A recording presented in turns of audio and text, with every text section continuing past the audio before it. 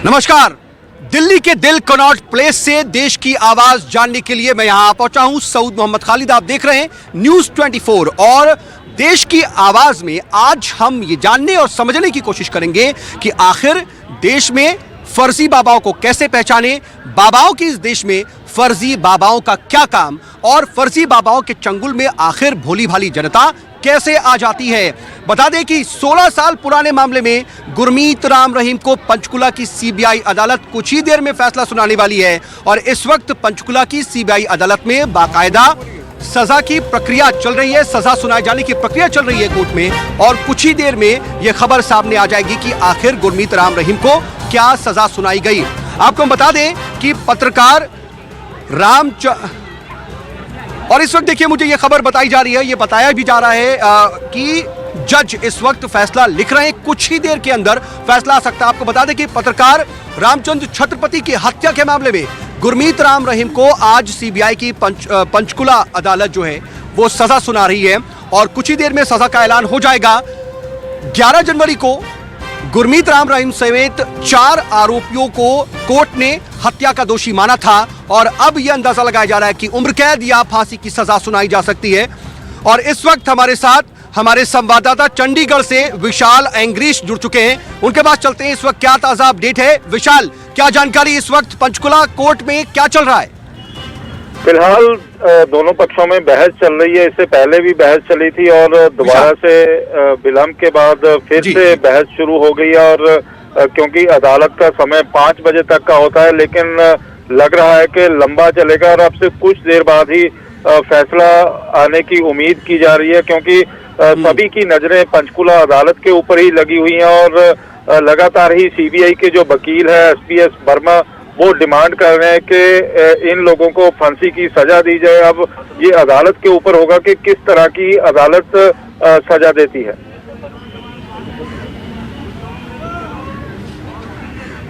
विशाल, लेकिन प्रक्रिया इतनी लंबी क्यों जा रही है, क्या वजह होगी? क्योंकि बहस जो है बहुत पहले ही खबर आई थी कि बहस पूरी हो चुकी है और फैसला कभी भी आ सकता है, लेकिन अभी तक फैसला आया नहीं। क्या कोई अंदर से खबर मिल पा रही है इस बारे में? फिलहाल यही पता लग रहा है कि दोबारा से जो जज हैं सीबीआई के, उन्होंने दोबारा से फिर से बहस करने की कही थी और दोबारा से दोनों पक्षों में बहस चल रही है और समझा जा रहा है कि 10 या 15 मिनट बाद हो सकता है कि फैसला आ जाए।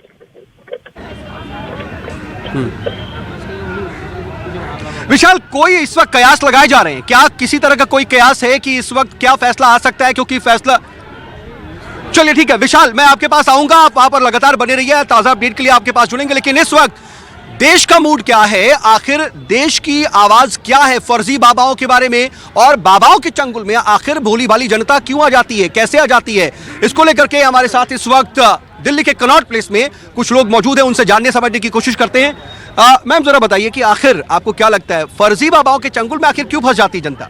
क्या जनता की गलती है? हाँ, इसमें जनता की भी गलती है कि वो उनकी बातों में क्यों आ जाती है। अपने दिल की आवाज़ सुननी चाहिए, जादू टोना ये सब इन बातों में नहीं आना चाहिए और अपनी खुद की जो इतनी इंद्रियां हैं, 7 इंद्रियां, उनको जगाना चाहिए, ना कि इन अंधविश्वासों के चक्कर में पड़ना। लेकिन बचे कैसे, ये एक सवाल, कैसे बचे? इसमें अपने आप पे विश्वास रखना पड़ेगा, इनके ऊपर ज़्यादा विश्वास नहीं करना पड़ेगा, हमें अपने आप पे विश्वास ज़्यादा करना पड़ेगा इसमें। नहीं, लेकिन ऐसे कैसे?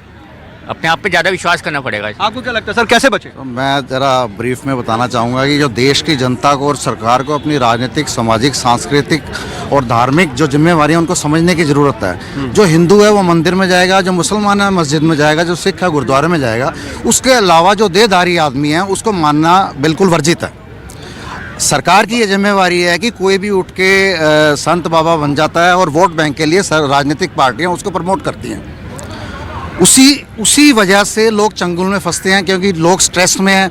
लोगों को स्ट्रेस बस्ट करने के लिए कोई ना कोई सहारा चाहिए, वो ये नहीं देखते कि इसकी क्षमता क्या है। तो परेशानियों का हल ढूंढने के लिए लोग जाते हैं, लेकिन फिर उनको कहीं ना कहीं धोखा मिलता है। इस धोखे से कैसे बचे? देखिए जनाब, हम तो एक लाइन में यही कहेंगे कि कोर्ट को जो आदेश देना है वो देंगे और जो उचित लगेगा उनको सजा मिलेगी। सीधी सी बात है, ये न साधु है न महात्मा है, ये बाबाओं के भेष में छुपे हुए ये ऐसे भेड़िए हैं जो समाज को अंदर से खोखला कर रहे हैं।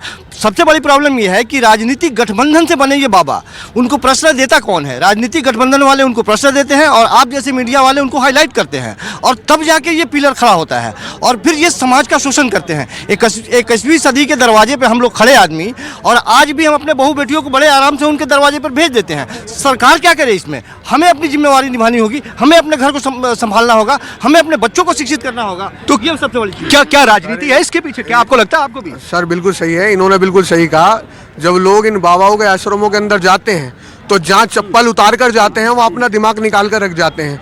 जो बाबा बता रहा है वही सच है, जो बाबा कह रहा है वही सही है। क्या वजह क्या है? अशिक्षा? हम अशिक्षा है, गरीबी है, क्योंकि ये लोगों को हवाई वादे 1 मिनट में जैसे 15 दिन में चमत्कार हो जाएगा और वो सारे करोड़पति बन जाएंगे। बाबा जैसी गाड़ी में घूम रहे हैं वो भी ऐसे घूमने लगेंगे, और इसके साथ एक होता तो लेकिन ठीक उल्टा है। लोगों को समझ में नहीं आता क्या? कुछ नहीं होता, लोग नहीं आता समझ में, इसलिए बाबा पकड़े जाते हैं और लोगों की संख्या बढ़ती जा रही है। ऐसे बाबा, एक चीज जोड़ना, अच्छा मुझे यहाँ बताएं, कोई किसी बाबा को मानता है? किसी की आस्था है? एक चीज जोड़ना चाहता हूँ, अमेरिका नहीं, देखिए एक चीज, अमेरिका और जापान जैसी कंट्रियों में, चलिए एक अमेरिका और जापान जैसी कंट्रियों में करोड़ों रुपए खर्च करके खोज की जाती है डेवलप करने के लिए, और यहाँ पर 11, 21, 151 रुपए में लोगों के ग्रह नक्षत्र सब बदल के दे रहे हैं। क्या बात है, बिल्कुल। आप बाबा को मानते हैं? क्यों आखिर क्या लगता है? वो मेरे कुल गुरु हैं। हम अपने गुरु को छोड़ के दूसरे गुरु के पास चले जाते हैं, इसीलिए उठ बैठ जाते हैं। हमारा पता हमारा गुरु है, वो नहीं करता ये काम, कोई फ्रॉड नहीं, कोई चवन्नी नहीं खड़ा। सर कैसे पहचानेंगे? यही तो बात है। मैं पहचान आपकी जिंदगी बदल गई? क्या बोला उसने? उसने जो मेरे लिए किया है ना, वो आज मैं खड़ा हूँ उसी जगह, अच्छी जगह पे खड़ा हूँ। मेरे बच्चे अच्छे लायक निकला है। मैंने स्क्रैप का काम सारी जिंदगी फरीदाबाद में किया। उसने बोला गलत काम मत करना, चोरी का माल मत। सर गलत काम में तो मैं भी कहूंगा, कोई भी, हर कोई कहेगा गलत काम मत। पहले आप सुन तो लो मेरी बात। आपने मुझे दिया, मुझे बात करनी नहीं। बिल्कुल, मैंने आज दिन गलत माल नहीं दिया। उसके मेरे बच्चे बहुत अच्छे लायक, भगवान ने मेरे मुझे भी अच्छे बच्चे बहुत अच्छे लायक निकला है। मेरे बच्चे बहुत अच्छे लगे। मैं गुरुद्वारे को मानता हूँ। मेरी माँ ने सुनो, पहले बात पूरी करने दो। मेरे को माँ ने 2 रास्ते दिए, मैं भाटिया हूँ।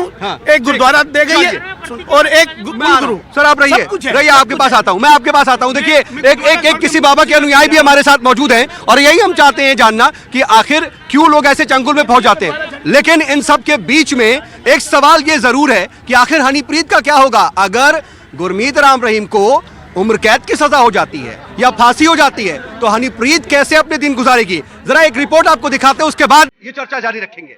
एक छोटा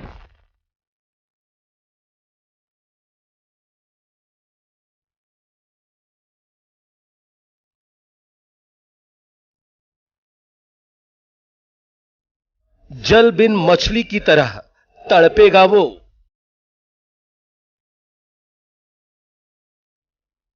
पापा की याद में हर पल सिसकेगी वो। हनीप्रीत राम रहीम का चैप्टर क्लोज।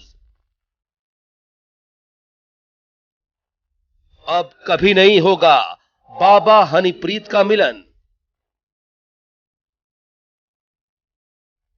जेल की काल कोठरी में न दिन में चैन था, न रातों में सुकून।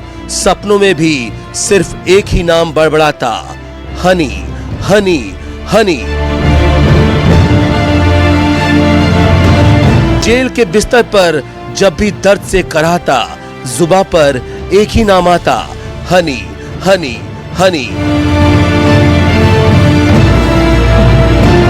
जेल की दीवारों पर सिर पटक पटक कर पागलों की तरह उसे ही ढूंढता रहता, हनी हनी हनी। बलात्कार के जुर्म में 20 साल की सजा काट रहे राम रहीम का कोई भी दिन ऐसा नहीं था जिस दिन उसने हनीप्रीत की याद में आंसू न बहाए हों। हर दिन एक एक साल की तरह लग रहा था, बस इस उम्मीद के साथ कि एक दिन सजा खत्म होगी और वो दिन भी आएगा जब उसकी हनीप्रीत उसकी आंखों के सामने होगी। लेकिन राम रहीम के लिए सब कुछ खत्म हो गया। उसकी तो मानो दुनिया उजड़ गई। जैसे कौन चलाएगा राजकुमारी गैंग, कौन दिलाएगा खूबसूरत लड़कियां। आपको बता दें, राजकुमारी गैंग बाबा के आश्रम में रहने वाली लड़कियों का एक ऐसा गैंग था जिसमें सुंदर लड़कियां शामिल होती थीं, जिसकी हेड हनीप्रीत थी और हनीप्रीत के इशारे पर ही लड़कियों को राम रहीम के पास भेजा जाता था। हनीप्रीत को राम रहीम बेटी कहता था और ये जब से जेल गया है वो बेचैन है, पीठ के दर्द से वो परेशान है। उसने मांग की थी कि उसी बेटी से कोठरी के भीतर मसाज कराना चाहता है, लेकिन ये भी सपना अब हमेशा के लिए टूट गया। सवाल है अब कौन दूर करेगा बाबा के पीठ का दर्द, अब कौन करेगा बाबा के पीठ की मसाज। 25 को वो आए, जैसे ही उनको बंद किया गया तो वो चिल्ला चिल्ला के रोने लगे कि मैं कितना की है, मेरा की कसूर है। तो इस प्रकार की भाषा उन्होंने, और नीचे बैठ के जमीन पे और लगातार रोते रहे। अब राम रहीम ताउम्र तिल तिल कर जेल में ही मरेगा। सच तो ये है कि अभी हमेशा के लिए एक दूसरे से जुदा हो चुके हैं। राम रहीम को फिल्मों में आने की प्रेरणा भी हनीप्रीत से मिली। हनीप्रीत के कहने पर बाबा ने फिल्में बनाई। कैन सिंह, आप आज कहाँ जा रहे हैं? आज गुड्डी आप यूनिवर्सिटी में जा रहे हैं। अच्छा? हाँ, उनकी कैंटीन में काफी अच्छा सामान बनता है।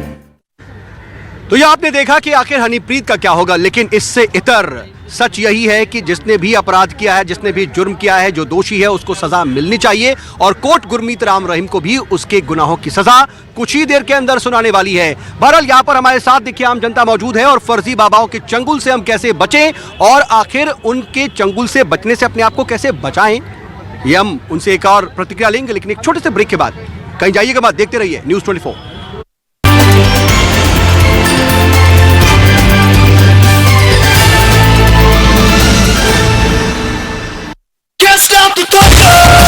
ब्रेक के बाद एक बार फिर से आपका बहुत बहुत स्वागत है। हम लगातार आपको बता रहे हैं कि गुरमीत राम रहीम पर 16 साल पुराने मामले पर कभी भी पंचकुला कोर्ट फैसला सुना सकती है।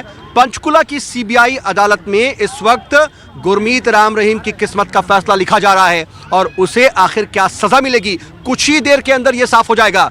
बता दें कि 16 साल पुराने पत्रकार हत्याकांड मामले में गुरमीत राम रहीम समेत 4 आरोपियों को आज सजा सुनाई जा रही है और अदालत ने 11 जनवरी को ही इन्हें कत्ल का दोषी माना था। उसके बाद आज इन कातिलों को कोर्ट सजा सुना रही है। कुछ ही देर के अंदर सजा का ऐलान होगा और क्या सजा होगी इस पर लगातार हमारी नजर बनी हुई है और पल पल की अपडेट न्यूज़ 24 आप तक पहुंचा रहा है। इस वक्त हम मौजूद हैं दिल्ली के दिल कनॉट प्लेस में और इस वक्त हमारे साथ मौजूद हैं कुछ लोग, कुछ जनता जो ये बता रही है कि आखिर फर्जी बाबाओं के चंगुल से कैसे बचें। हमारे साथ कुछ लोग भी मौजूद हैं। मैम, अदालत फैसला सुना रही है, क्या सजा मिलनी चाहिए गुरमीत राम? बिल्कुल बिल्कुल होनी चाहिए, इसमें कोई डिले करना ही नहीं चाहिए। इतना डिले हुआ ये गलत है, मेरे हिसाब से तो ये होना ही नहीं चाहिए। तुरंत फांसी की सजा जितने लोग हैं, गुरमीत राम रहीम जो भी है, तुरंत मिलनी चाहिए। इतना लिंगर होना नहीं चाहिए। इन बाबाओं के चक्कर में फंस क्यों जाते हैं लोग? बेवकूफ लोग होते हैं। हालांकि कैसे बचे? इसमें हमारा भी राजनीतिक हाथ है इसमें लोगों का। वो बड़े बड़े लोगों से मिले रहते हैं, उन्हीं का उनमें हाथ होता है। सेव करने वाले वही हैं, हमारे नेता ही सेव करते हैं और कुछ नहीं करता है इसको। तो आम जनता कैसे बचे? आम जनता तो बस वो जहाँ देखती है भीड़ उसकी तरफ निकल पड़ती है।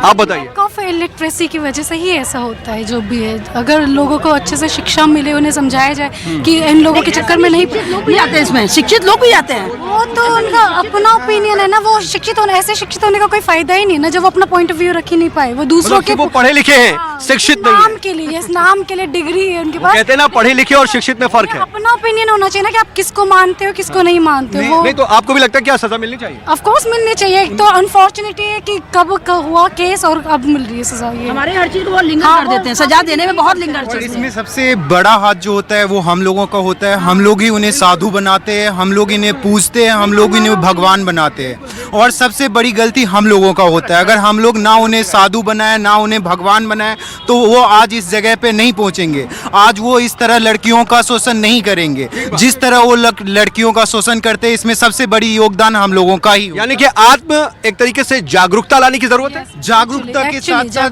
हम लोगों को एक मत्ता हो के इन साधुओं से बहुत दूर रहना चाहिए और इसमें सबसे बड़ी बात होती है अंधविश्वास की। उससे भी तो इंसान ही होते हैं ना, तो जागरूक कैसे बचे?